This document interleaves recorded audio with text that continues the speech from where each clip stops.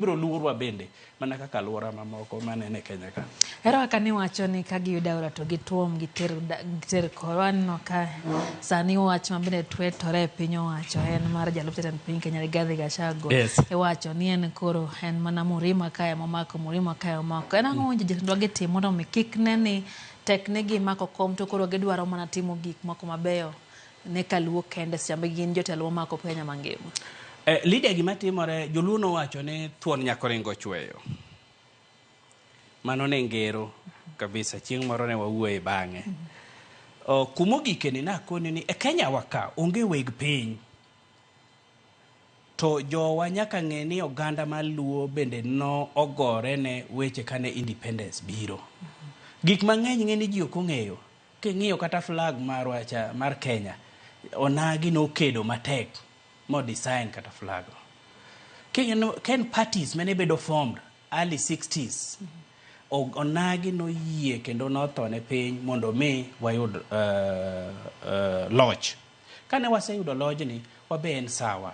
Omiyo kanyoro wuodwa ma jirandwa ni wuod dalawa ni nyo ywayo jowa ni oti.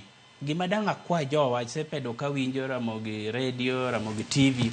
Aneno ni wahore urumos wamigi thuolo mondo giti.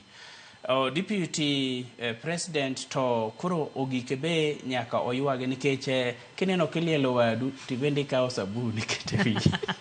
Ng'eni nyocha an kodi kata mwalo. Naneno kaka pap chalo. To pabni naneno kaka science mwalo kata sama nyo kero biro mwalo wa. Sama nyo wadhirwako Mheshimiwa Mbadi. Mabe adwaro ni wa support sana. Okati kata ni pesa nindo suba to pesa no ni nyaka ugenya. Mondo nyaka mwalo wa mondo gerre. En ywakne sane to aneno ni oningo wadine itwa mondo wang'i mbele watigi jatend piny mondo wadong gwengewa. En be ka chieng' moro gik sama ne wabe waywak cha ebe nodino ite gwenge gine dongore. To mano gima dang' ajiw jo gwengwa ne kata leaders ma mwalo ni sani ok en sa siasa.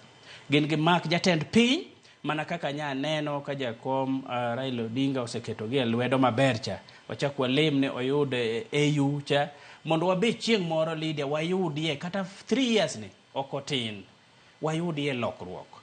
Ineno ka handshake nomiyo wayudo yo tinya ringa chemelil kucho mi gik nyaka sirare. Infrastructure kor gikorwa kata wan kaka karwa moa Suba South. Wan one poko ti jodongo nyaka motho kapoko neno lam.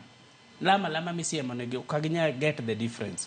Kopo ni lam nyalo donjo karwa nikech wahore mos e broad base ni. Yawa to ere kaka makosa ne kanye. Nikech gwengegi gituto kata dhok ninde lam. Obe wayudie kata industries.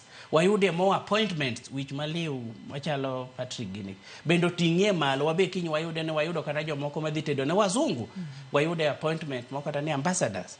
Kech gwengegi yudo ambassadors opong'o. Yudo PSS appointment o team MDS managing directors opong'o. To wan mwalo wa osebede koyo. Sani en sa tich. Gimakre gi loch matiyo mondo mi wati.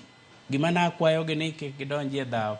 Ng'eni ki yudo miyo kada gi won pargi ti donje rangach go break nikech ikia gima ne odno suri oting'o weche mang'eny wan wago uru break wakon to ywe chiemo dong wabedie tiedero ka mwanya chamo kisechamo titing'o moko tidwoko ne oganda u tewe ka gigore iweyo ikon ni tembro dhao to bat wabro gayo un ke chuno siepewa mane gima dang' akwa oganda wa ni kik wa spend more energy wan wang'i gi mwanyalo yudo e broad base ni nikech en adieri ni wabesa ni koro Nyasaye omenyo wag toch. To sama Nyasaye omenyo wag toch ni jopiny winje ber toch ni. Kik wameny mana toch e streets of Nairobi to mwalo wa gwenge waweyo. Chakre Siaya nyaka Sirare. Nyaka koro watudre kumoro achiel mondo mi wating gwenge wa malo e yor ohala, e yor dongruok mag investment, e yor somo to gi yore mamoko manyalo miyo chieng' moro wabe wakwani industries odhi kata gwengewa. Patrick biparo no oganda wa ikore ne